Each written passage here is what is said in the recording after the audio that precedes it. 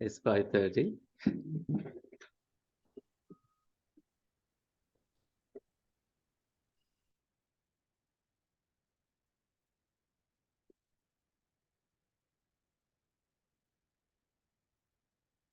For now, you can put the handouts aside so we can do some meditation.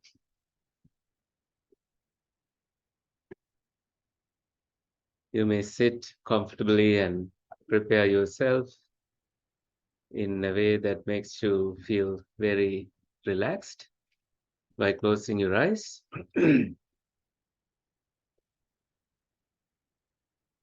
You can feel the atmosphere and the heat, the coolness, whatever you are feeling.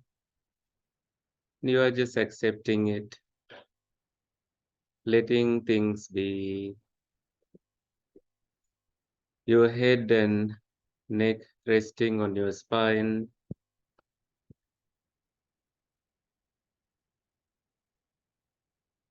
You can notice you are breathing in and breathing out.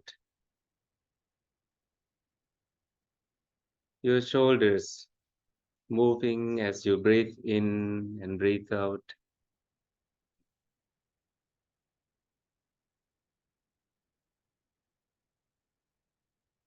Your sitting bones asymmetrically aligned and supportive of this sitting.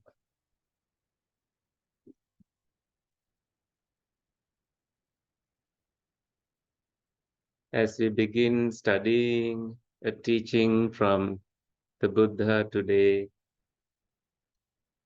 we will prepare ourselves by calming our minds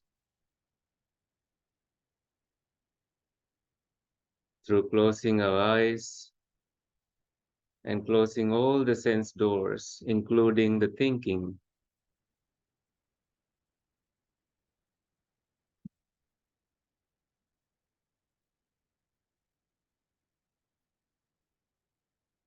What we are going to arrive at today is a short teaching, a very short teaching, but very profound teaching of the Buddha. It says, what is seen is only the seen, what is heard is only the heard, what is felt is only the felt, what is cognized is only the cognized. So no story building, no anger provoking, no judgment. It's just pure awareness, acceptance, seeing the links arising and passing away, things dependently arising.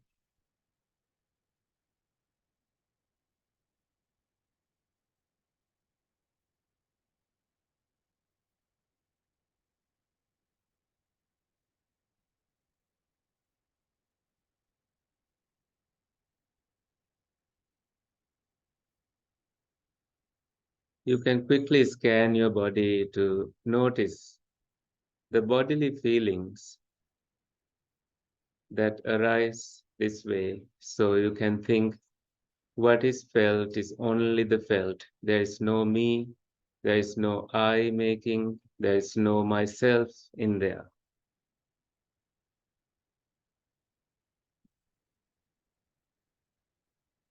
Anything that you felt disappears when a new feeling comes.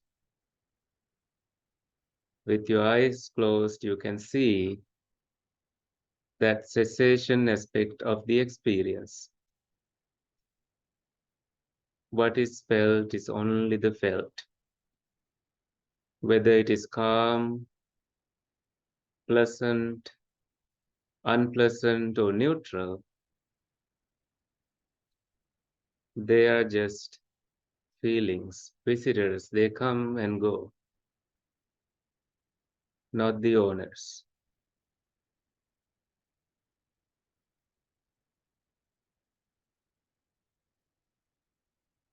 And with this attitude in mind, when wisdom guides you in your day-to-day life, You can accept things easily and let go of things very easily.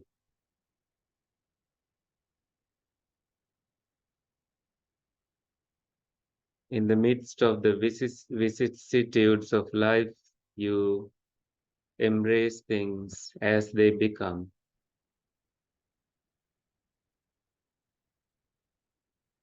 All your experiences are empty of a self,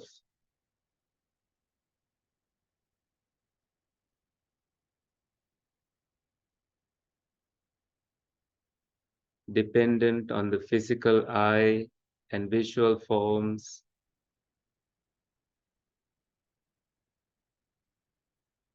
There's eye consciousness. So when you are conscious on a visual form, there is a contact with the external world. When you see links this way, you see no person leading this process with your wisdom eye.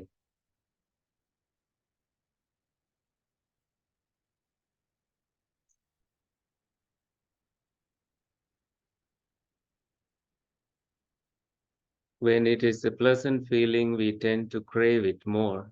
When it is an unpleasant feeling, we reject it.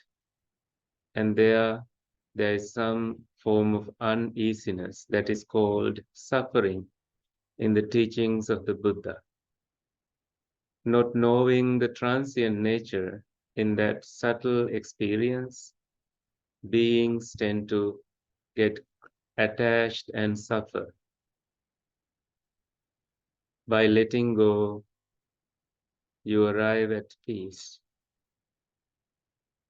When you let go of a little, you have little peace.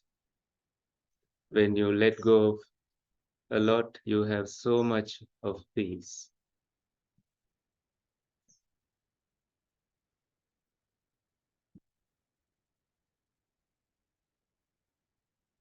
It makes our lives beautiful, more meaningful, wholesome, as we are now able to abandon anger, hatredness, any delusion, misunderstandings about the actual experience. And that way your mind purified, words purified, actions purified. You become a wholesome hearted person whose core values are based on non-greed, non-hatred, and non-delusion.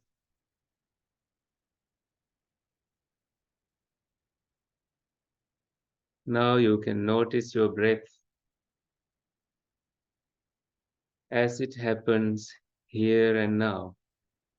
It's not happening in the past, it's not happening in the future.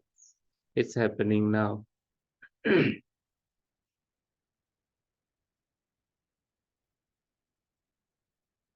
In the same way, when you think of the past, you are thinking of it now.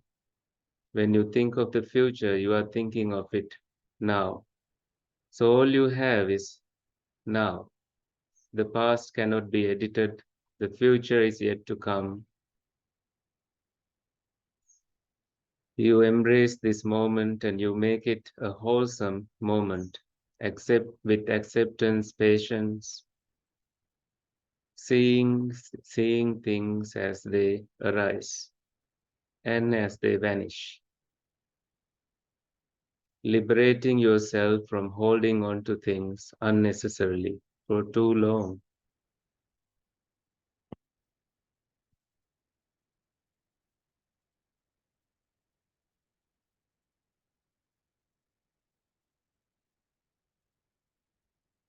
So with that wisdom in mind, we will explore today's teaching on Bāhiya Sutta. You may open your eyes whenever you are ready.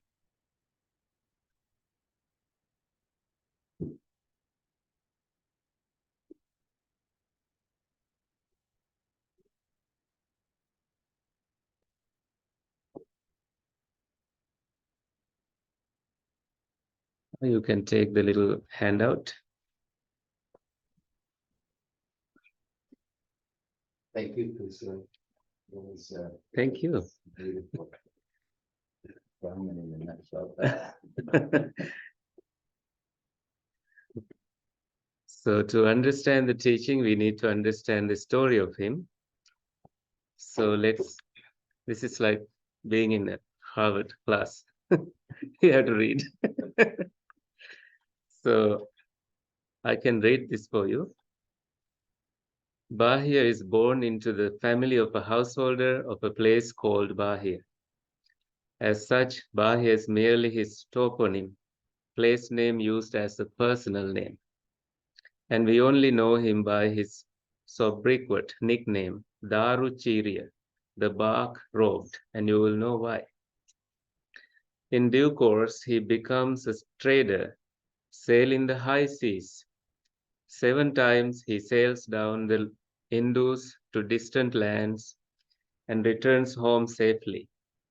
On the 8th occasion, however, while on his way to Suvanna-bhūmi, the land of gold, he is shipwrecked and floating on a plank, just like I was floating today in the waters. Is washed ashore near Suppāraka. That's the coastal area in India. As this ancient port is located near modern Mumbai on the western Indian coast, it is likely that the ship has not sailed very far before being caught in a devastating storm. Having lost all his clothes while in the waters, he makes himself a bark robe from tree barks, because he had no money to buy anything, any clothes. As he goes about in Suppāraka coastal town with a ball in hand, I don't know where he found that ball, seeking food, he must have been very hungry. People there, seeing his bark robe and calm demeanor, pay him homage, taking him for a holy man. That's welcome to India, you know. Any person who looks different, who looks calm, will be bowed and respected, revered. Well, especially he had a bowl and he looked so simple that he had even abandoned his clothes. People don't know his story. Although they offer him costly robes and many other luxuries, he refuses them all, thus enhancing his charisma, and so his fame grows. So he's known as a person who abandoned everything and lives on nature's clothes. Tree barks at least.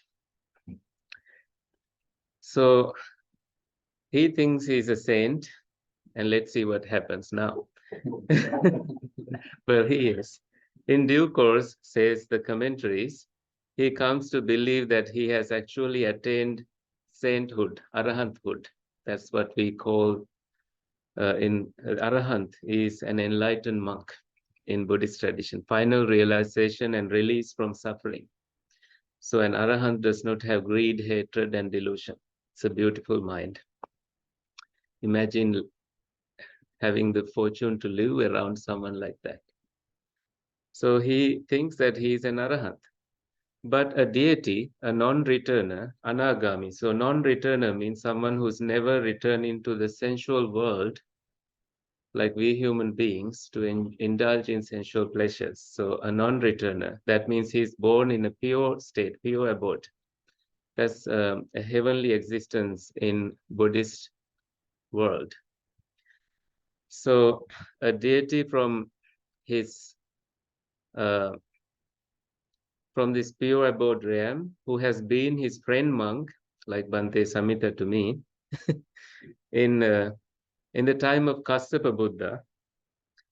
Bhante Samhita is a friend monk to me. We don't know where we were in Kassapa Buddha's time. That is the previous Buddha in Buddhist literature, the Buddha before ours. And this deity also was a relative of him in another birth. So the deity was able to read the thoughts of Bāhiya. So reading his thoughts and wishing him well, points out his error to him and says that you are not an arahant and you don't even know the path to become an arahant, and advises him to see the Buddha. But the Buddha was in Savatthi, very, very far away from where he was. By the deity's power, Bāhiya reaches Savatthi about 120 yojanas away. 1 yojana is 7 miles. So you might wonder, how did he, there were no airplanes at the time, how did he make it? But with the power of that heavenly being, this man in one night went all the way to Savatthi.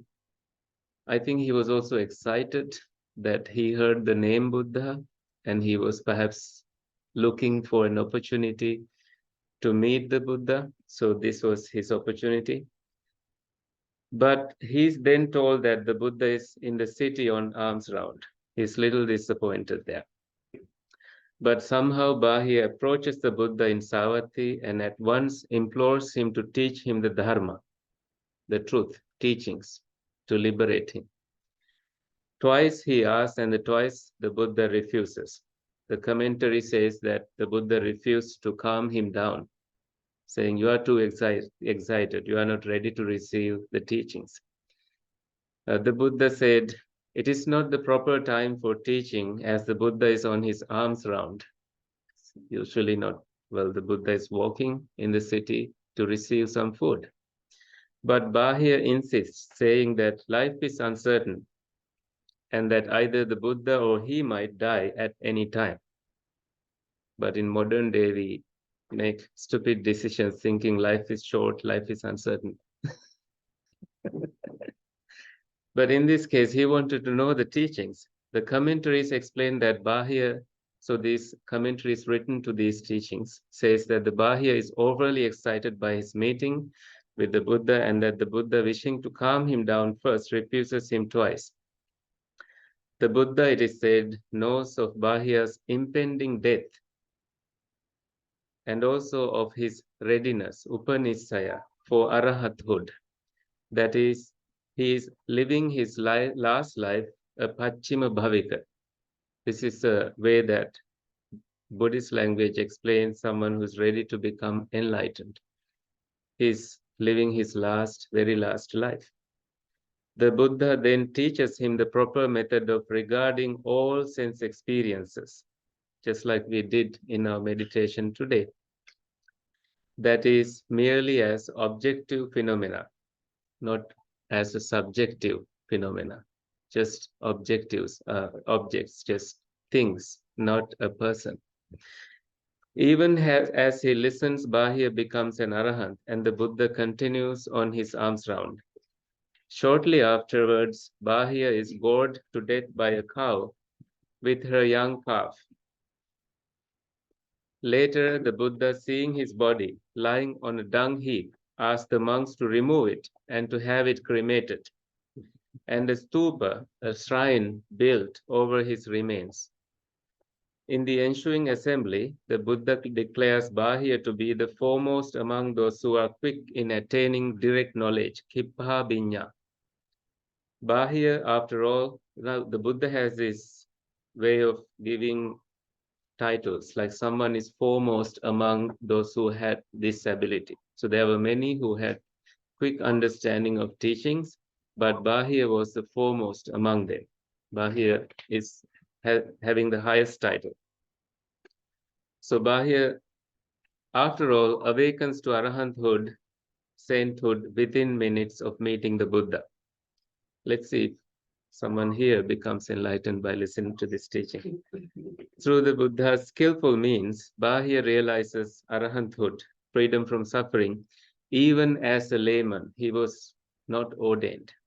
Usually, the tradition holds the view that for someone to become an arahant, they should be an ordained monk. Or if they are still a lay person, they will be ordained within 7 days, or else they may decide to let go of the body. So highlights of Bāhiya's past lives, these are important for you to understand his urgency.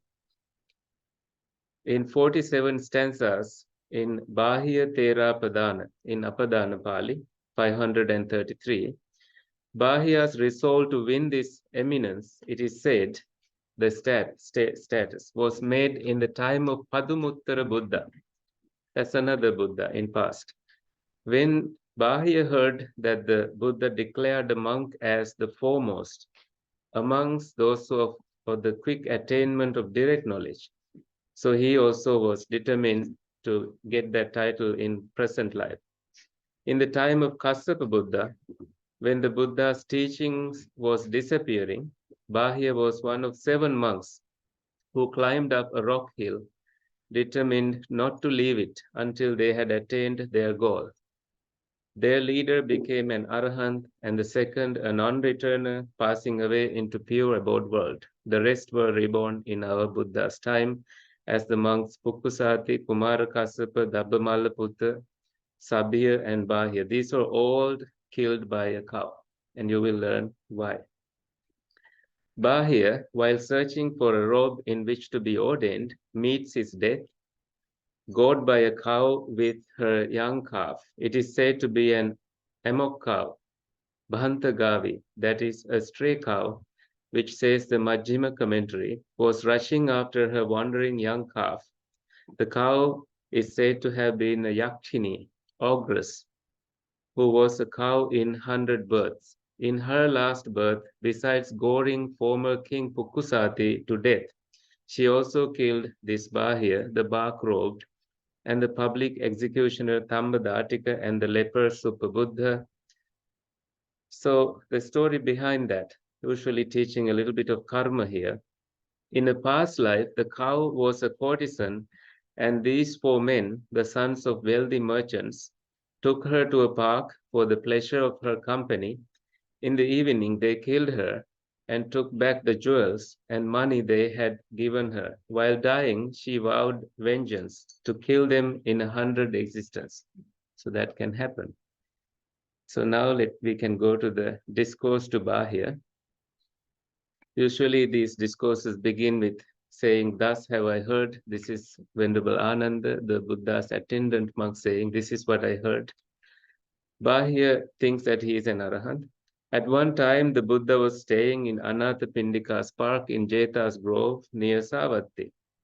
At that time, Bāhiya Dāru-cīriya, so Dāru-cīriya means the bark-robed, was living on the seashore at Suppāraka. He was being respected, revered, esteemed, worshipped, honored, being a recipient of robe, alms food, lodging, and medicinal requisites and support for the sick, like monks are. Then, while Bāhiya Dāru-cīriya was in the privacy of his solitary retreat, this thought arose in his mind. Whoever are arahants or have attained to the arahant path, I am one of them. Then a deity who had been a former blood relative of Bāhiya, out of compassion for him, desiring his welfare, upon knowing with his mind the thought in Bāhiya Dāru-cīriya's mind, went up to him and said this: "You, Bāhiya, are certainly not an arahant, nor even one who has attained the arahant path. Nor is this practice of yours one by which you could become an arahant, or one who would attain the arahant path."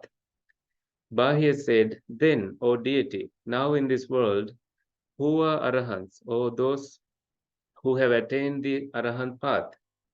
Then the deity says, "There is, Bāhiya, in the northern countries, a city named Savatthi.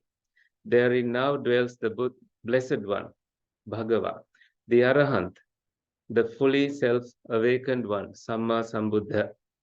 That Blessed One, Bāhiya, is indeed not only an arahant, but also teaches the path for the sake of arahanthood."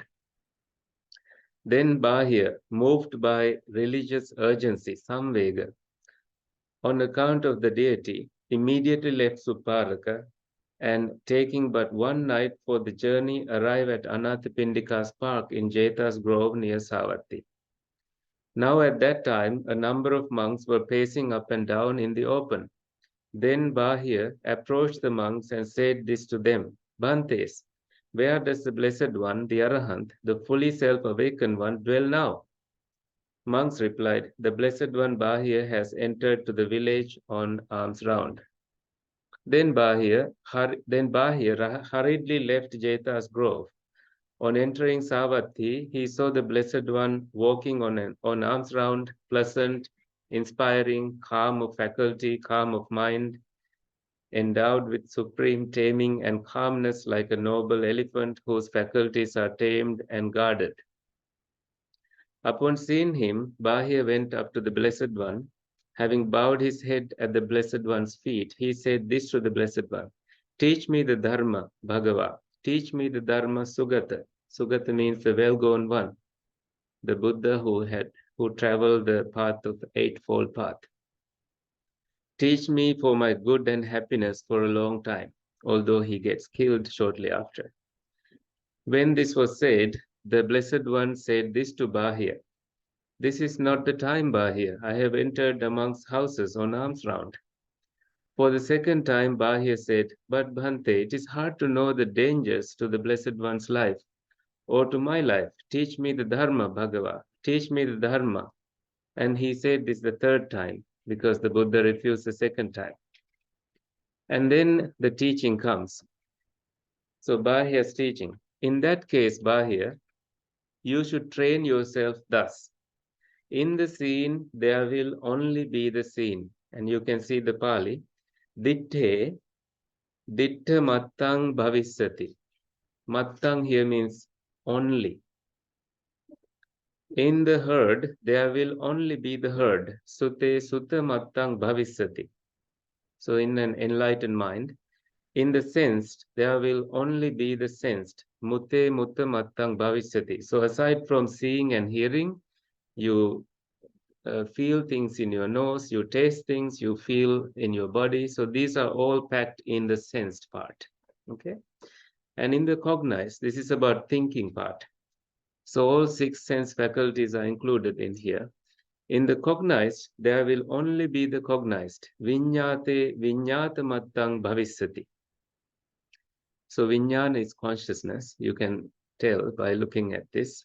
Carl has done some Pali studies, so he can tell.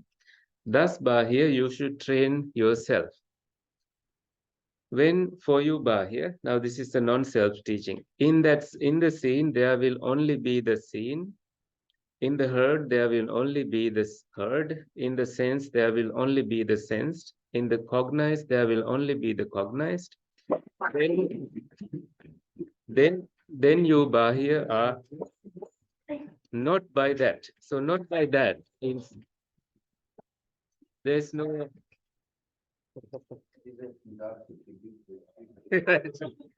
Not by that. Clearly creating stories in there. Right. Exactly. It's stories that don't exist. So in that, when it happens, when it happens to you, Bāhiya, that in the scene, you are not by that. You are not moved. You are not making a story moved by that. You are not shaken by that. So in that scene, in that herd, in the sense, in the cognized, you are not by that. When you, Bāhiya, are not by that, you are not therein. When you are not therein, that means there's no person making. You are neither here nor beyond. That means you don't create a future existence. That is part of Buddhist teachings, that human beings or other beings, as long as they have craving, they tend to be born in other realms, painful realms, not so painful realms, pleasant ones. So when you have come to this place where you don't exist in that past experience or present experience or any future existence, any future experience, suffering ends. This is itself the ending of suffering. Ese vanto dukkha sati. This, how, you wrap your head around this. You may pause here for a bit. So, could you walk us through that last part again? Because I think it'd be really helpful. Yeah. You know, you see in the heard to walk us slowly through that again. The key word here is when. When in the scene, there will only be the scene. That means you see the links of seeing experience. You see it for what it is instead of seeing any person in there. You don't see any point of holding on to greed, hatred, or attachment, delusion when you are able to see the transient nature of that seeing experience. Just like I said in that meditation, I said, for us to see something, we have the physical eye, and then we see a form. But how do we connect the two? By being conscious on that, whatever we are seeing. So it's not done by someone, it's just three things coming together. And these three things coming together is called a contact. Otherwise, you may stare at something, you may never experience that because you are not being conscious on that experience. Like we can look at something for hours, but we may not know what it is because we are not conscious on it. We are thinking of something else. So the physical eye and external form and being conscious, these three, meeting of these three in Buddhist language is called a phassa, contact with the external world. So when you are seeing links, these are the links, separate pieces. And you apply this to hearing, smelling, tasting, physical sensations, and thinking. All of this happen this way to us, but it's not known to us because it's not visible. Nobody talks this way in the ordinary world. So it's like Greek to us when we hear it first time. But slowly when you apply your wisdom into it, like I say, not with your eyes open, but your eyes closed, you have wisdom eye to see things in a different way.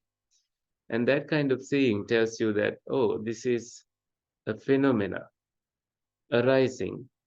And what if only seeing was our only experience? We won't hear anything. We won't feel anything. That will be a bizarre experience. Seeing is persistent. But that's not the case. So what happened is that seeing vanished and new seeings arose. And hearings and all these happen so quickly, so fast, that we can't even tell if it is done by somebody else or if it is happening for many lifetimes, but we are ignorant of it. We ignore it. And this is actually called ignorance, avijja in Buddhism. We don't see the truth as it arises, as it is. Because we don't see it, we just tend to look forward to seeing pleasant things. But when we don't get to see pleasant things, when something unpleasant happens, we get upset. But if you can see that upsetting happens also because of the same physical experience coming into life, and that it's also those little pieces, links, arising and passing away momentarily, this transient nature of it, then you don't say it is me, because these are separate things coming together. It's like a car. When you have assembled it, you see a car. When you have put the pieces separately, you will never say it is my car. It's just pieces separated. That kind of wisdom. But you may not perhaps get it in your first go by thinking in this kind of way and listening to it, because we are not Bāhiya. By thinking this way and examining it so deeply, you will study and see, oh, this is so true that these are just experiences coming and ceasing, but we are not seeing it.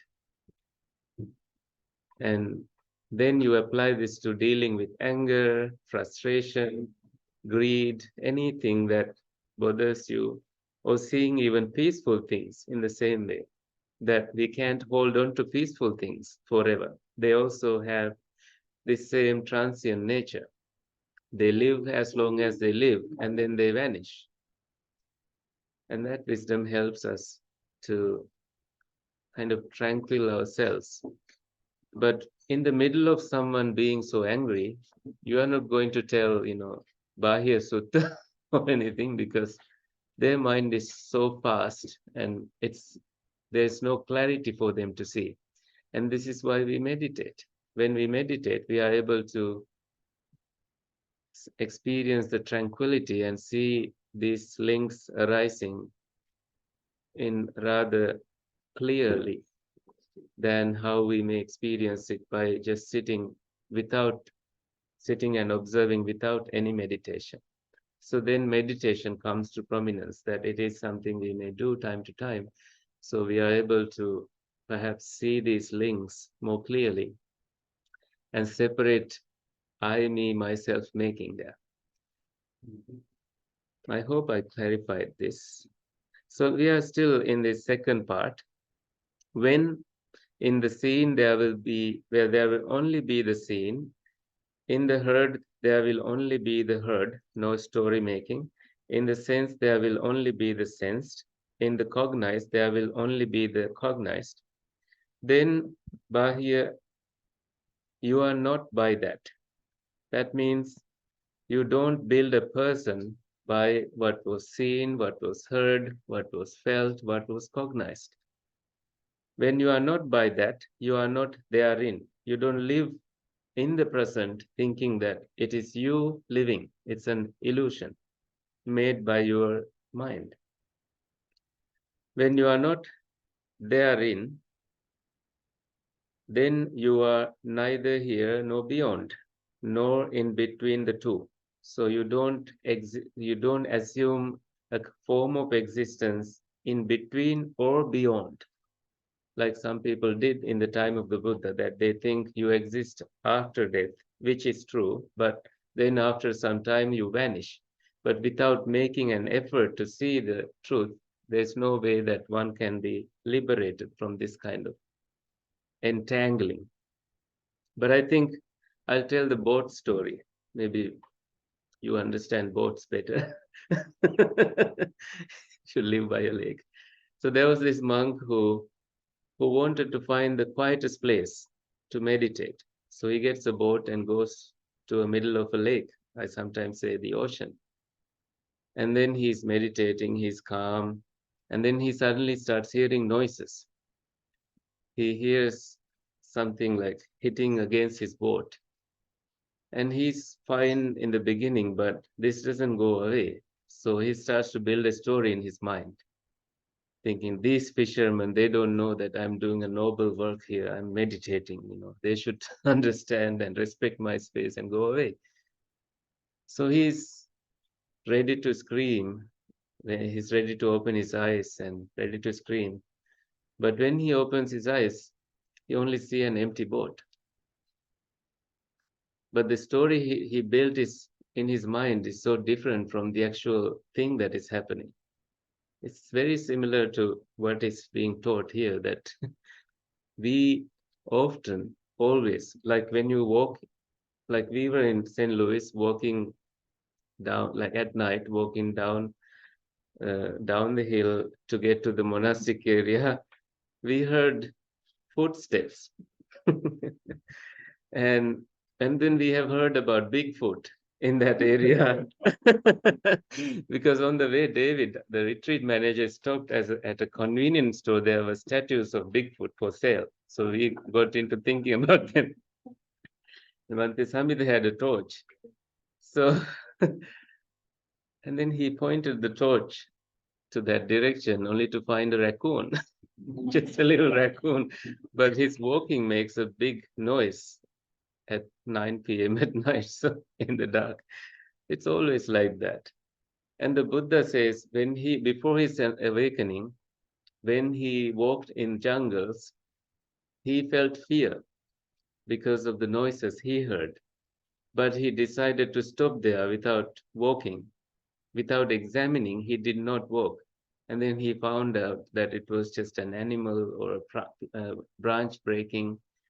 So once he learned that, he saw that fear is here and it's associated with something external, and there's no reason for us to build a person in there. This is where psychologically that this can help anyone who's dealing with anxiety, fear, wanting something to go this way or that way, expecting things different from what they are. And it is like reality is here, expectations here, and the gap is always wider because of our unwanted thinking. And when we bring this gap closer and thinner, we are at peace. It takes time for us to understand this, though. Only after suffering a little bit, we realize, oh, I can take a step back and be humble and make a maybe realistic acceptance to what is bothering you, what is happening. So this is very beautiful that way. Anxiety, fear, or anything, it does not have anything to do with you. It just arises and it lives in you for as long as it wants to live, and it will vanish when conditions vanish. You don't have to own it as your anxiety or anyone's anxiety, your fear, and it's conditionally arising, just the same way as it is explained here. Let's see what happened to Bāhiya. The Buddha says, this is eseva anto dukkhasati. This is itself the ending of suffering. Then Bāhiya, the bark-robed, on account of this brief advice given by the Blessed One, was at once liberated from the sufferings. Then the Blessed One, having given Bāhiya this brief advice, left. But not long after the Blessed One had left, Bāhiya, the bark-robed, was gored by a cow with a young calf, depriving him of his life. There's more to this on the last page. Then the Blessed One, having entered Savatthi for alms, having returned from his alms round, and finished his meal of alms round, left the city with a number of monks. They saw that Bāhiya Dāru-cīriya, the bark-robed, had died. Seeing this, he said to the monks, Bhikkhus, take Bāhiya Dāru-cīriya's remains and put it in a couch. Then carry it away to be cremated. Then construct a stupa for him, a shrine. He is a fellow brahmachari, that is, a holy person living with other companions who aspire to become enlightened. Bhikkhus, whose time is done, that means it's not only in this lifetime he's done, he will not exist in any future existence. Yes, Bhante, the monks answered in reply to the Blessed One. They took Bāhiya Dāru-cīriya, the bark-robed one's remains, put on a couch, carried it away and cremated it. Then, having constructed a stupa for him, they went up to the Blessed One, saluted him, and sat down at one side. Sitting thus at one side, the monk said this to the Blessed One. Bhante, Bāhiya Dāru-cīriya's remains have been cremated and a stupa has been built for him. What is his destiny? What is his future state? Wise monks was Bāhiya Dāru-cīriya. He practiced the Dhamma in accordance with the Dharma. He did not vex me. That means he did not ask more teachings. He was happy with that teaching. He did not vex me on account of the Dharma. Monks, Bāhiya Dāru-cīriya has attained final attainment, final nirvana, freedom from all suffering. So then the Blessed One, knowing the significance on this occasion, uttered this Udana. Udana means an inspired utterance that comes spontaneously. Where neither water nor earth, nor fire nor wind find a footing, there no stars shine, nor the sun blazes, there the moon glows not, nor is there darkness. So people think that Nibbana is a place to go to, but this is saying that There's no earth, there's no fire, there's no footing there, there's no stars, there's no sun, there's no moon. It's not a place. It's just shrinking and eliminating grief, the greed, hatred, and delusion makes one free from any form of attachment, even to future existences. And who knows this for himself through sagehood, a sage, a Brahman. Oftentimes, someone who is enlightened is called a Brahman.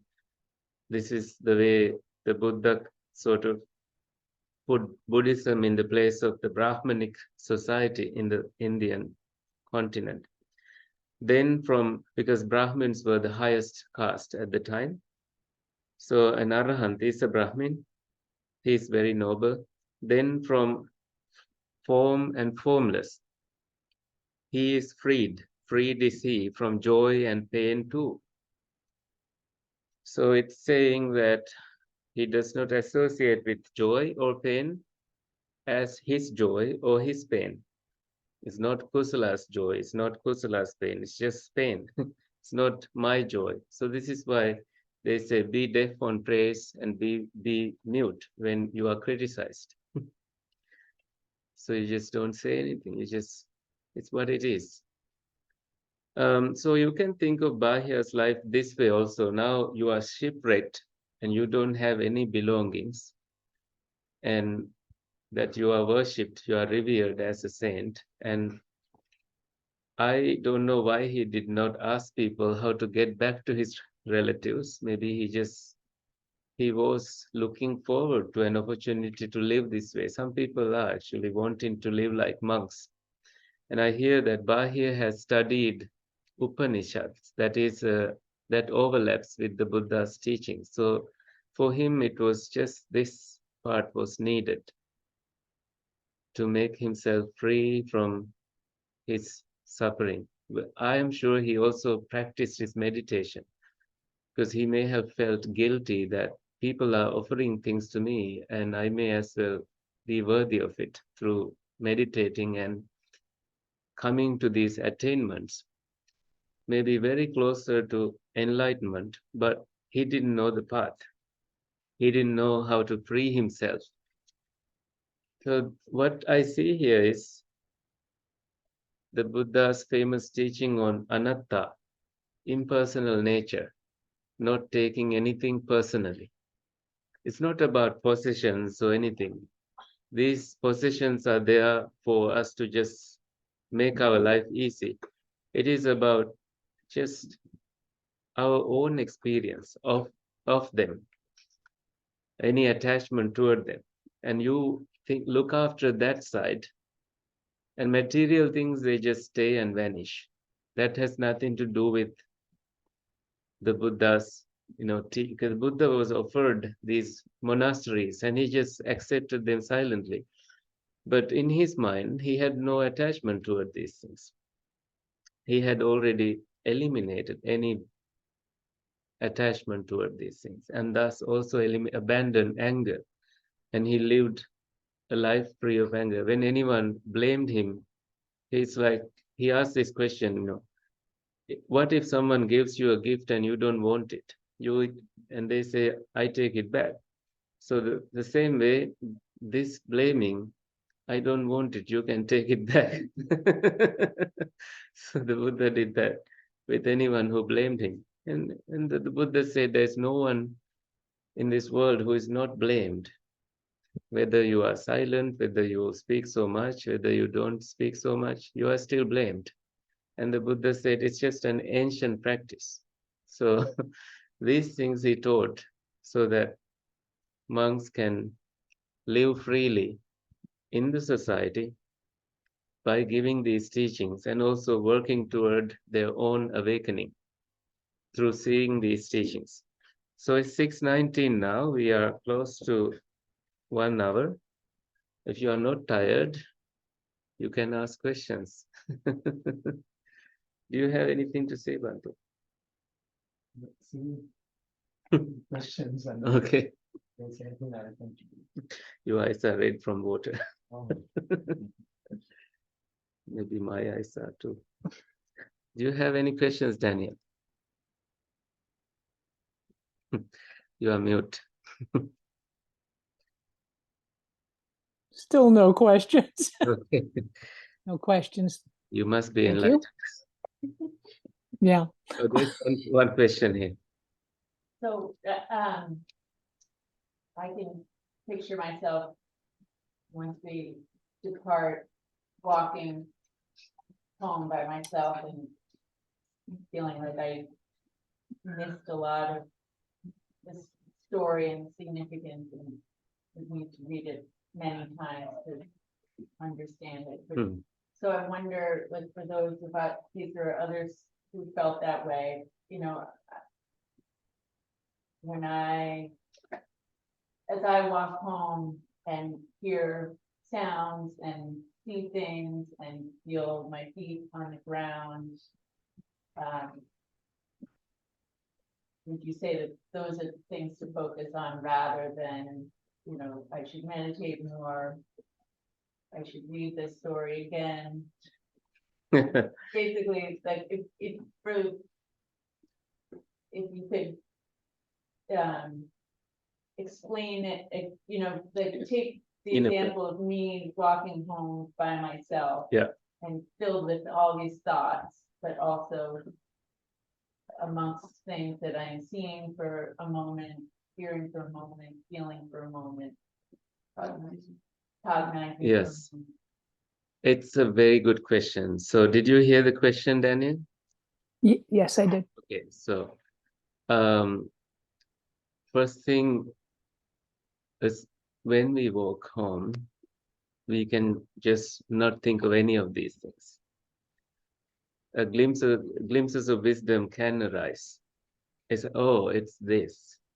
And then maybe you can pause for a bit and think of it. But other times, you can just enjoy the walk home, being mindful of your steps and just not tripping and things like that. And it's just these subtle wisdom moments arise maybe when you're just ready to go to bed, or sometimes when you are awake early in the morning and these things begin to dawn at you. Mhm.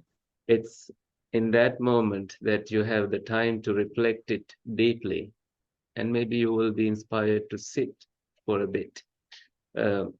Quality sitting time, like in the Buddha's sittings, in the first watch of night, he saw the links of dependent origination. That is like a 3 hour sitting. So it's maybe we may need 6 hours of sitting in one stretch to be able to see that. So I would not expect anyone here to take any of this home in one go. But when I learned this, I was 16, studying in monastic training center with other monks. I was so inspired by it because it's a fascinating story, and I had thoughts of it until this day, and it will continue to teach me. So I take it a teaching that will live as long as I live, and it will teach me. I may have taught this number of times, and every time I teach, I like it so much, and new concepts, new realizations arise. I don't think we can, when we monks walk for alms round in the village, the Buddha says, just radiate loving kindness to all beings. That way you are protected from dogs and whatnot. So it may not necessarily be a time to reflect on deep teachings.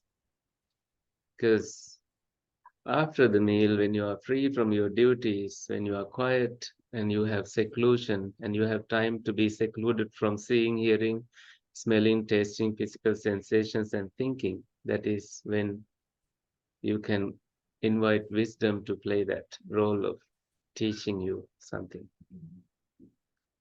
That's helpful. Yeah, at least that is how I would think of it. Do you have anything to say? You say it very well, and there are these two things. restlessness and remorse as functioning as hindrances that bothers our mind.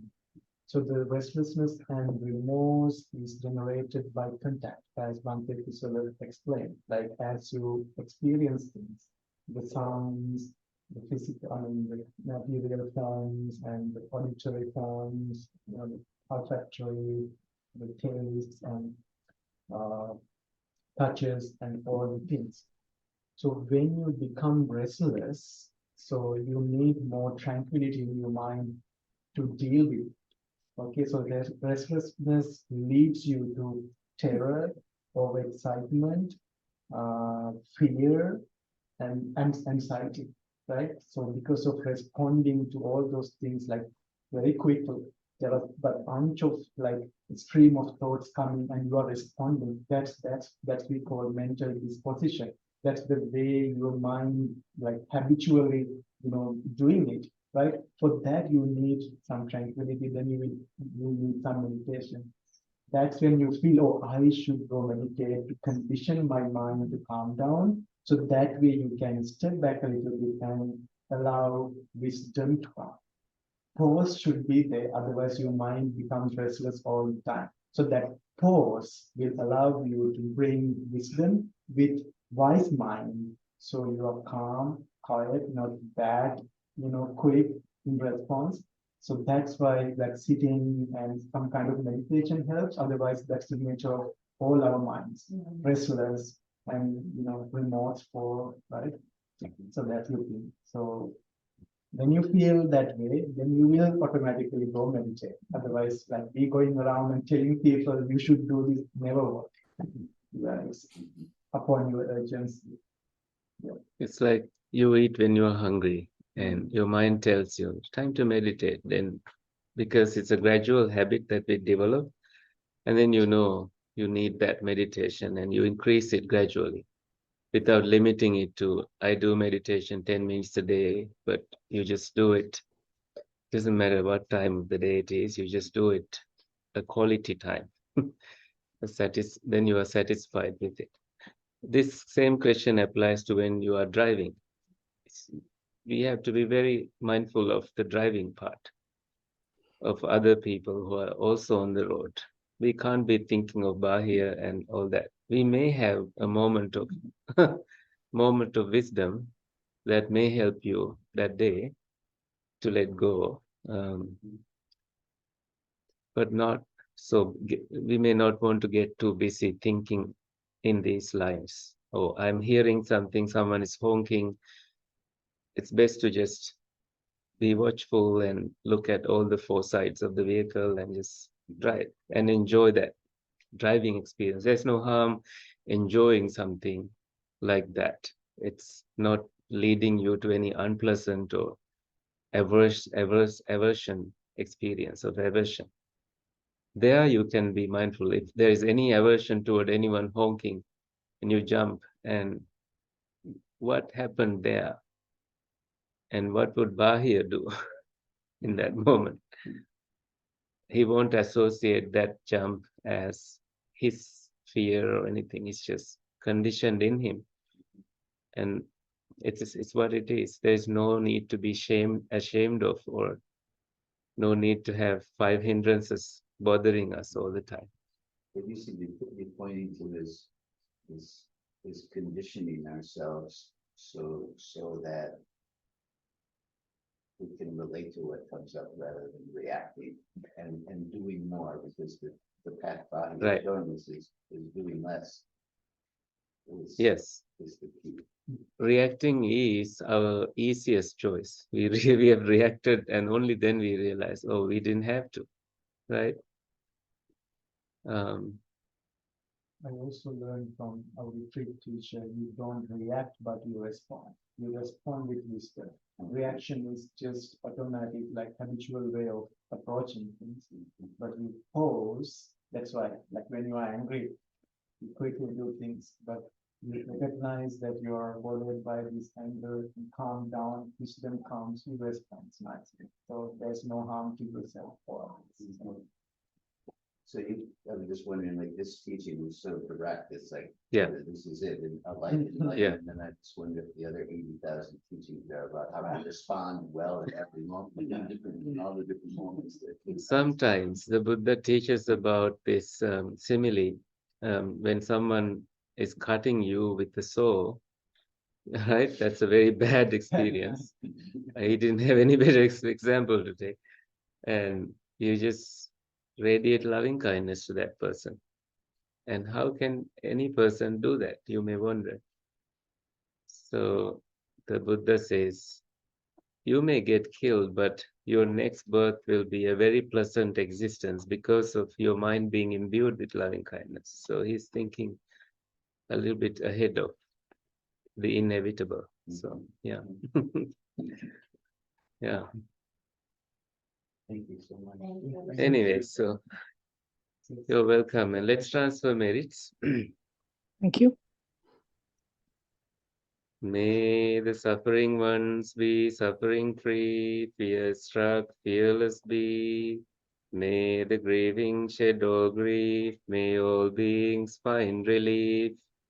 May all beings share these merits that we have thus acquired for the acquisition of all kinds of happiness. May beings inhabiting space and earth, devas and nagas of mighty power share this merit of ours. May they long protect you and the Buddha's teachings. Sadhu, sadhu, sadhu. Thank you. Thank you, Danny. Thank you. Good night. Good night. Thank you.